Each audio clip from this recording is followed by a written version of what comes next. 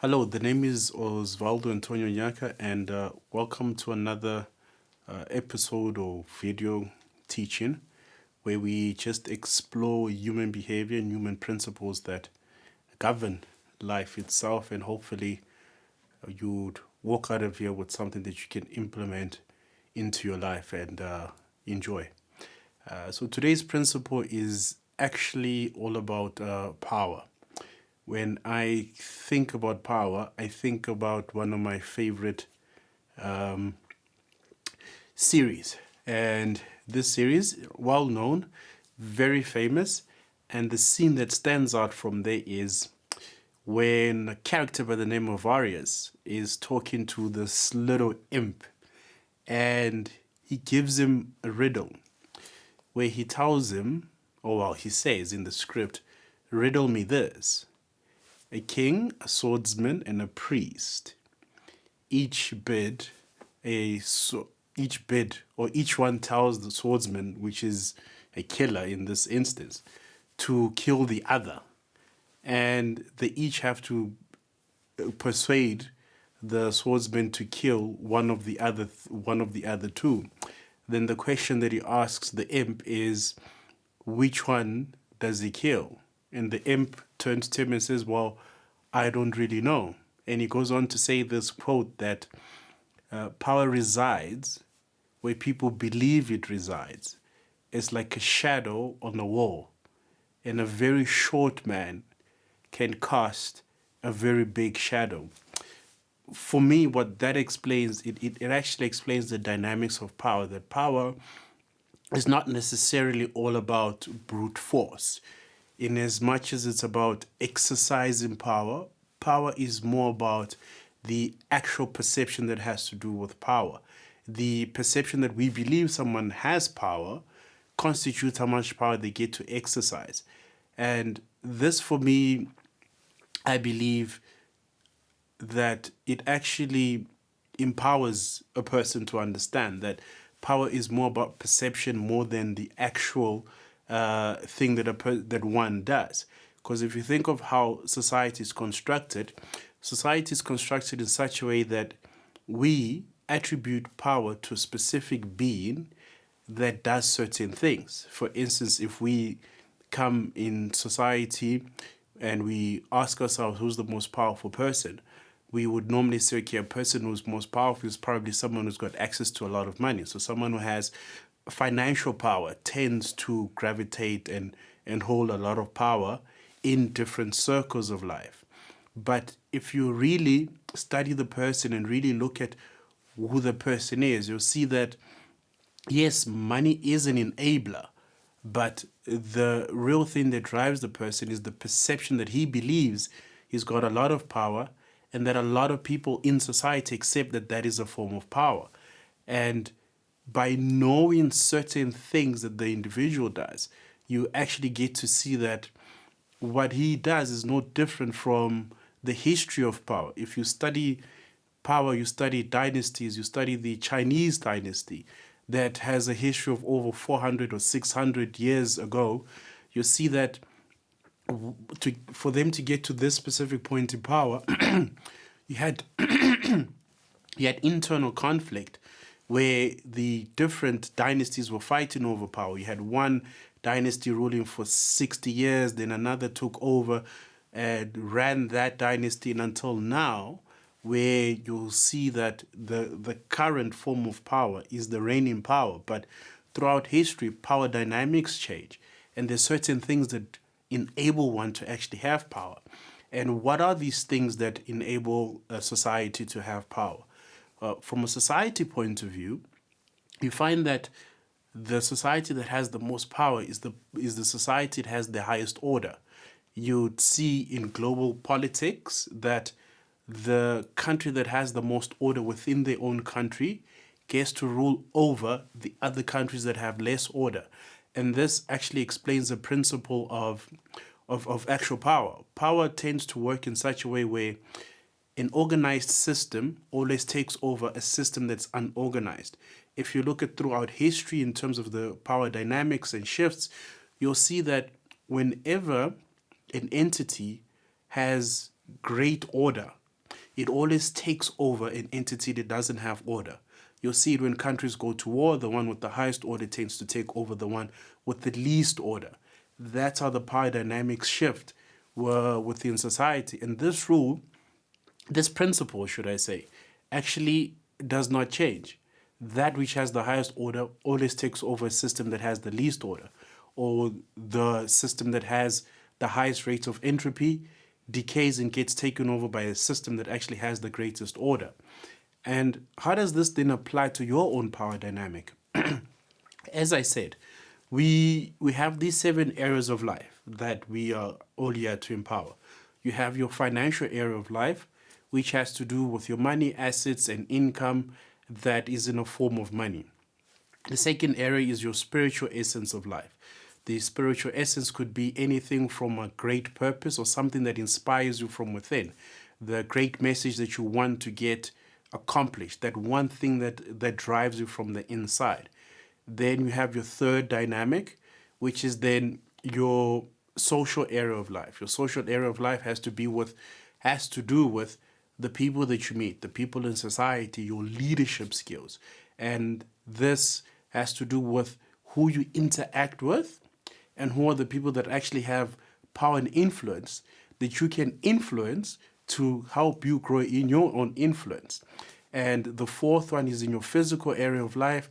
This has to do with your health, your presence, and how you look from a physical point of view. Then the fifth has to do with your family dynamic. In terms of family power, family structure, we've seen a lot of different families actually build their power structure. The families that build family wealth, the ones that come into mind is actually the Rothschilds. The Rothschilds have got family dynamic power where generational wealth gets passed on from one generation to the next because they have brought into order the family dynamic structure, linked that with finances, and that's how they've grown, and the influence spans throughout generations. So they've taken that aspect and actually brought that into order in terms of family power, family wealth. Then the sixth dynamic has to do with your vocational power. Vocational power is the thing that you do that doesn't need reminders, or the thing that you work at because you love to work at it. The more you grow in this, the more power dynamic you actually have, because you get to set your price. You get to then say, okay, I've built this product. This is what I do. This is how much I want to bill for my product. When you grow in that power dynamic, you get to choose what to do, when to do, and who to do it with. And the seventh one has to do with your mental capacity power. This is the things that you know with the highest confidence, that if I had to put you into a public speaking arena, you can go into detail, speak about it, and you know that you're an expert in this field. So your mental area of life has to do with what you know, the things that you love studying, the things that you just love to bring about and love to speak about. Now, with the mental area of life, you get some people that are polymaths. Polymath, for example, is someone like an Elon Musk.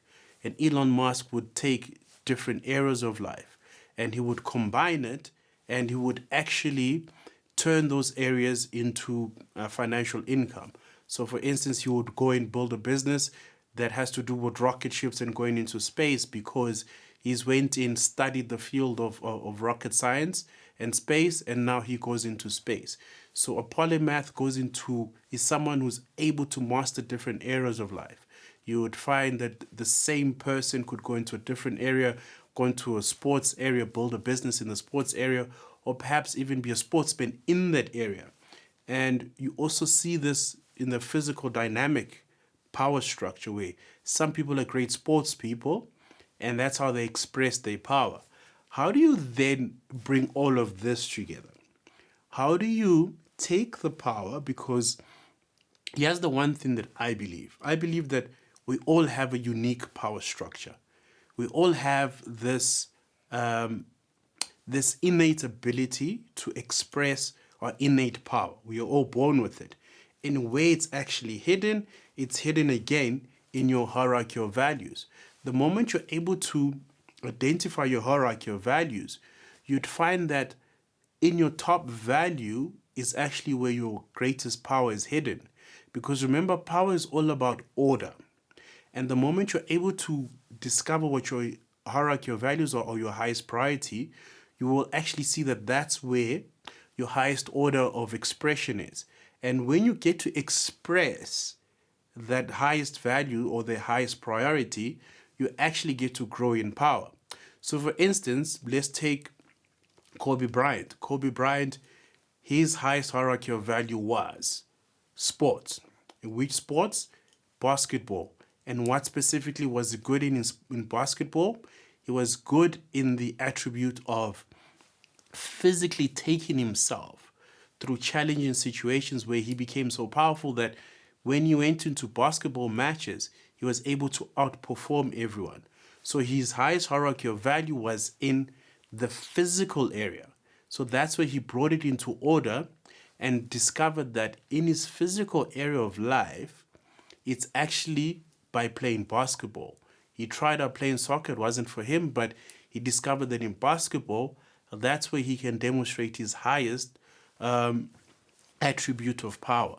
By expressing that, he brought into order his life to make basketball the one thing that he gets to accomplish.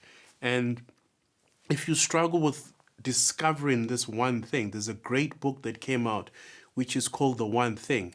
And in The One Thing, the author goes into detail to describe how when you master one actual thing in your life, you actually get to have a ripple effect on all other areas of life. For instance, when you look at the franchise McDonald's, you would never take a great date or someone that you've been married for 20 years to a date at McDonald's because, hey, it's not a romantic place to take someone that you've been with for 20 years. Well, I hope not, that you wouldn't take someone there on a date. But the moment I say the name McDonald's, something comes to mind, and that's the one thing. And what comes to mind is hamburgers, Happy Meal. So that one thing that McDonald's have managed to master is the one thing that helps them grow throughout different countries and their franchises carry on growing.